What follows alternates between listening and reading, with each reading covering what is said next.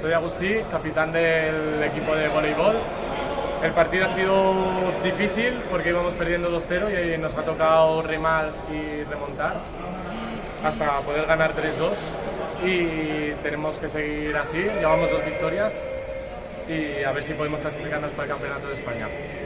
Hola, soy Tony Amurrio, integrante del equipo de tenis de la UGI, y hemos conseguido ganar la eliminatoria aquí en la Universidad de Alicante, dando mi punto en el dobles mixto en el tercer set, y esperemos seguir en esta tónica y llegar a la final autonómica. ¡Vamos!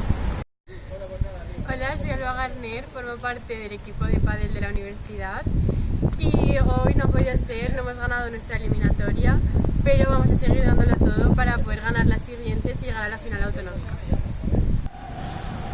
Hola, soy Gelia Pereira, juego en el equipo femenino de la UGI de voleibol y hoy hemos tenido un partido contra la Universidad de Alicante. Ha sido un partido bastante intenso, aunque no hemos salido victoriosas. Ha sido beneficioso para el equipo porque hemos mejorado y esperamos que en el siguiente partido nos vaya muchísimo mejor.